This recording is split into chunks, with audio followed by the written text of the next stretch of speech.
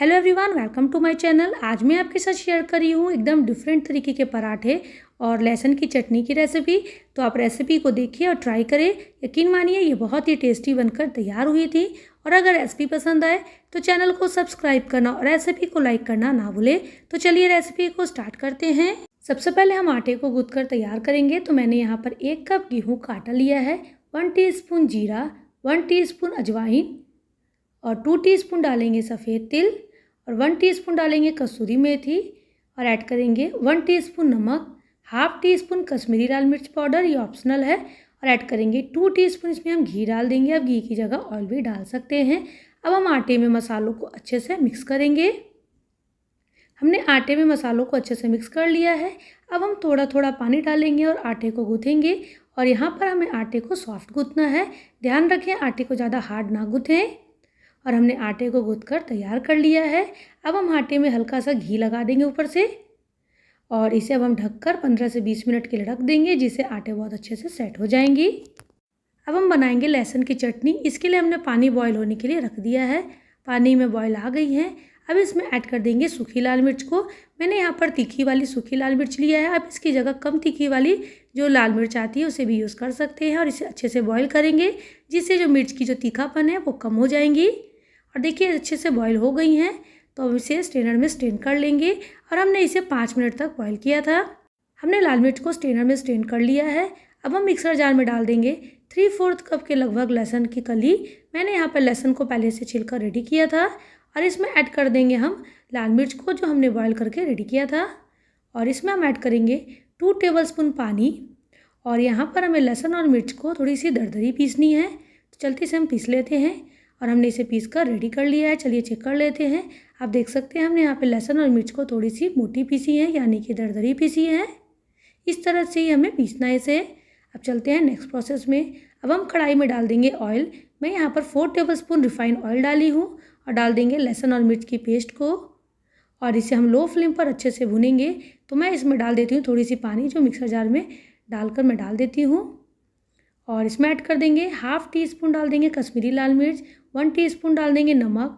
सभी को अच्छे से मिक्स करेंगे। और यहाँ पर हम फ्लेम को लो रखकर इसे मिक्स कर लेंगे। अब हम इसे ढककर 5 मिनट लो फ्लेम पर इसे हम पकाएंगे। ध्यान रखें लहसुन को अच्छे से पकाएं। 5 मिनट हो गई हैं। और इसे हम फिर से एक बार मिक्स कर लेते हैं इस तरह से। ध्यान रखें इसे आप बीच बीच में चलाते रहें। अब हम फिर से ढक देंगे और इसे 2 मिनट और पकाएंगे। 2 मिनट हो गई हैं। चलिए अब हम चेक कर लेते हैं। और आप देख सकते हैं लहसुन की चटनी बहुत अच्छे से पक गई हैं और इसमें बहुत अच्छा कलर भी आया है और साइड में ऑयल भी दिखने लगी हैं। तो इसका मतलब है लहसुन की चटनी बहुत अच्छे से पकी है।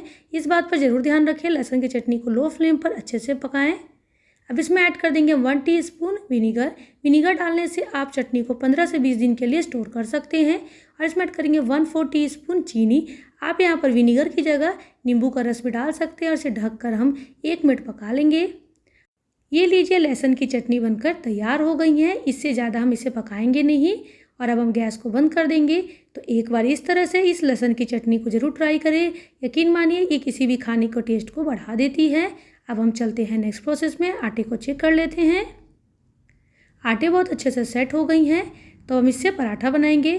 तो सबसे पहले हम इसे लंबा कर देंगे इस तरह से इसे। और इससे अब हम लोइयों को कट करेंगे इस तरह से।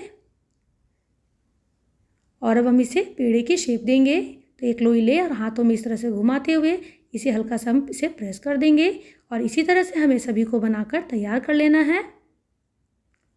अब हम इसे सरफेस पर आटा डस्ट करेंगे और एक लोई लेंगे और इसे हाथों से हल्का प्रेस करेंगे। और जिस तरह से हम रोटी बेलते हैं पहले इसे बेलेंगे। और ध्यान रखिए इसे आप हल्के हाथों से बेलें। हमने इसे पहले राउंड शेप में बेल लिया है। अब हम हल्का सा ऑयल लगाएंगे और एक साइड से फोल्ड करेंगे और फिर हल्का सा उसके ऊपर ऑयल लगाएंगे और दूसरी साइड से भी फोल्ड करेंगे। और फिर से हम ऑयल लगाएंगे और हम फिर से दोनों साइड से इसी तरह से इसे फोल्ड कर लेंगे। अब हम सरफेस पर थोड़ा सा आटा डस्ट करेंगे और अब हम पराठे को बेलेंगे। तो ध्यान रखें जब आप इसे बेलें तो हल्के हाथों से बेलें और इसे आप घुमाते हुए बेलें, जिससे आप जब स्क्वायर पराठा बनाएंगे तो एकदम परफेक्ट स्क्वायर पराठा बनेंगी। और ये देखिए हमने इसे बेलकर तैयार कर लिया है। और इसी तरह से हमें सारे पराठे को बनाकर तैयार करना है। तो अब चलते हैं इसे अब हम सीख लेते हैं। तो हमने तवे को पहले से गर्म होने के लिए ढक दिया था और तवे हल्के से गर्म हो गई हैं। तो हम लगा देंगे घी को और डाल देंगे पराठा को और इसे हम लो फ्लेम पर सेकेंगे। एक तरफ से पक गई हैं तो इसे अब हम पलट देते हैं। अब हम घी लगा देंगे। आप यहाँ पर घी की जगह ऑयल भी लगा सकते हैं और फ्लेम को यहाँ पर मीडियम रखेंगे और अब हम फिर से घी लगाएंगे और इसको हम लो फ्लेम पर अच्छे से सेक लेंगे, इस तरह से प्रेस करते हुए, जिससे जब आप पराठा बनाएंगे तो एकदम क्रिस्पी बनेंगी। और दूसरी तरफ से भी हम इस तरह से सेक लेंगे। और ये देखिए पराठे बहुत अच्छे से सेक गई हैं, तो इसे निकाल लेते हैं अब हम। तो एक बार इस तरह से इस पराठे की रेसिपी को ज़रूर ट्राई करें। इसी तरह से हमें सारे पराठे को बनाकर तैयार करना है। जब मेरे टिप एंड ट्रिक को फॉलो करेंगे तो आपके पराठे एकदम परफेक्ट बनकर तैयार होंगी। आप तवे को लो या मीडियम फ्लेम पर ही आप पराठे को सेकें, जिससे पराठे बहुत अच्छे से सीखेंगी। ये देखिए हमारा दूसरा पराठा भी बनकर तैयार हो गया है। तो चलते हैं सर्विंग करने के प्रोसेस में। तो मैं पराठे के साथ सर्व कर रही हूँ लहसुन की चटनी और दही। तो एक बार पराठे और इस लहसुन की चटनी की रेसिपी को ज़रूर ट्राई करें। यकीन मानिए ये बहुत ही टेस्टी बनकर तैयार हुई थी। और अगर रेसिपी पसंद आए तो चैनल को सब्सक्राइब करना और रेसिपी को लाइक करना ना भूलें। कमेंट सेक्शन में आप मुझे ज़रूर बताएं आपको मेरी रेसिपी कैसी लगी। Thank you for watching.